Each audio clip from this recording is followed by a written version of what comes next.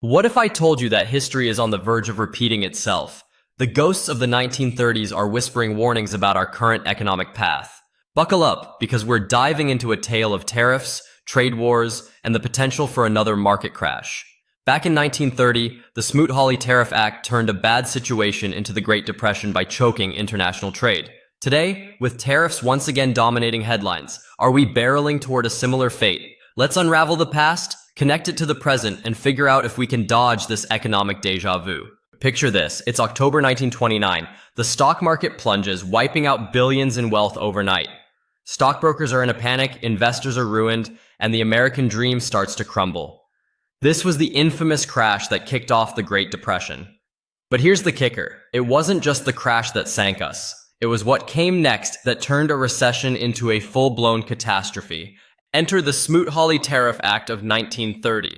Congress, thinking they'd save American jobs, jacked up tariffs on over 20,000 imported goods, everything from eggs to steel. The idea? Protect farmers and manufacturers from cheap foreign competition. Sounds patriotic, right? Well, it backfired spectacularly.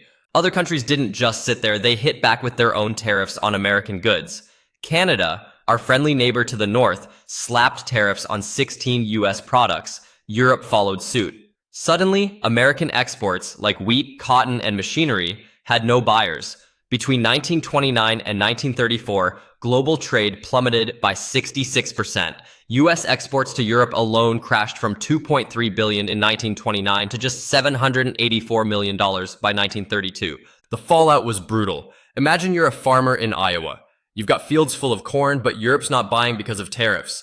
Your income tanks, you can't pay your debts, and the bank takes your farm. That was reality for millions. Unemployment soared to 25%, 1 in 4 Americans out of work. GDP dropped by 30%, businesses shuttered, breadlines stretched around city blocks, and families lost everything. Economist Milton Friedman later called Smoot-Hawley a mistake of the greatest magnitude. It wasn't just a policy misstep, it was a sledgehammer to an already fragile economy. Tariffs didn't protect jobs, they destroyed them by killing trade. And here's a chilling stat. US imports and exports together fell from $10 billion in 1929 to $3 billion by 1933. That's how you turn a downturn into a depression. So why does this matter to us today? Because history has a funny way of rhyming, and tariffs are back in the spotlight. Let's fast forward and see what's cooking in our modern economy. Now let's bring this home to 2023.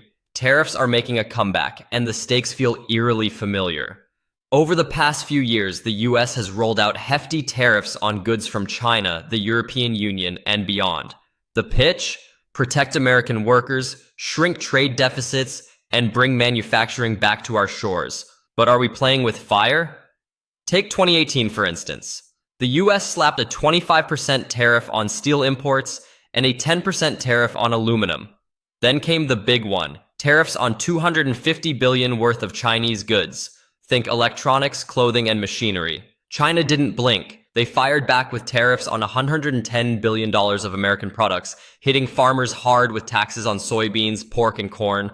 How's this hitting us? Well, if you've noticed your washing machine or car costs more lately, tariffs are part of the reason. The Tax Foundation estimates these trade barriers have cost American consumers over $80 billion since 2018. That's money out of your pocket for everyday stuff. Meanwhile, US farmers are hurting too. Soybean exports to China dropped 50% in 2018 after Beijing's retaliation.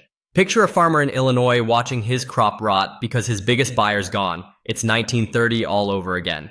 Businesses aren't loving this either. Trade uncertainty makes CEOs nervous. Why build a new factory or hire workers if you don't know if tariffs will tank your supply chain tomorrow? The US Chamber of Commerce warns that ongoing trade tensions could shave $1 trillion off our economy over the next decade. That's not pocket change. That's jobs, growth, and stability on the line. Nobel Prize-winning economist Joseph Stiglitz puts it bluntly. Tariffs are a tax on American consumers and businesses. Sure, they might shield a steel mill in Pittsburgh for a minute, but they jack up prices for everyone else and spark retaliation that kills exports. Sound familiar? It's Smoot-Hawley's playbook with a modern twist. And it's not just China. The EU's hit us with tariffs on Harley-Davidsons and bourbon. Canada's taxed our yogurt and ketchup. This tit-for-tat isn't a game, it's a trade war. And history tells us those don't end well. So let's connect the dots between then and now and see what we can learn. Alright, let's stack 1930 against today. What's the same? For starters, tariffs are the weapon of choice in both eras. Back then, Smoot-Hawley aimed to shield American industries. Today, tariffs target the same goal: protect jobs, boost domestic production. Both times, the world's economies were tangled up tight, so when one country sneezed, everyone caught the cold. In the 30s, it was post-World War I recovery. Now, it's post-2008 healing mixed with global supply chains. The vibe's similar too. Economic nationalism ruled the 30s. Countries turned inward, scared of losing out. Today, populism's back, with leaders promising to put America first. But here's the rub. Going it alone didn't work then, and it might not now. That said, there are differences. The 1930s had no safety nets, no World Trade Organization to referee disputes, no IMF to stabilize cash flow. Today, we've got those guardrails, plus a digital economy that moves faster than anyone in 1930 could have dreamed. Our banks are also stronger, thanks to regulations born from past crashes. But don't get too cozy. Those differences might not save us. The lesson from 1930 is crystal clear.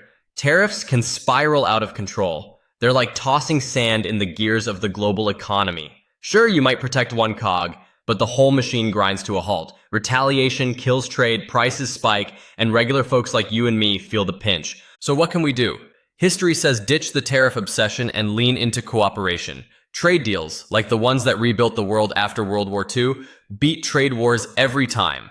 Invest in our workers with training and tech, not walls of taxes. As Americans, we've got the ingenuity to compete without choking the system that keeps us all afloat. So, are we doomed to repeat history, or can we rewrite the script? The 1930s showed us tariffs can turn a stumble into a freefall. Smoot-Hawley didn't just hurt, it crippled. Today, with trade wars brewing, we're flirting with the same edge. Higher prices, lost markets, a shaky economy. It's all on the table if we don't pay attention. But here's the good news. We've got the playbook. We know what happens when we let tariffs run wild. As Americans, we're not just passengers. We can steer this ship, stay informed, call out short-sighted policies, and demand smarter solutions. Let's not give the ghosts of the 30s a reason to say, told you so. If this dive into the past and present hit home, smash that like button and subscribe for more. Drop a comment. Do you think tariffs are worth the risk? Together, we can learn from history and build a future that doesn't echo the Great Depression. Because the choice is ours and the clock's ticking.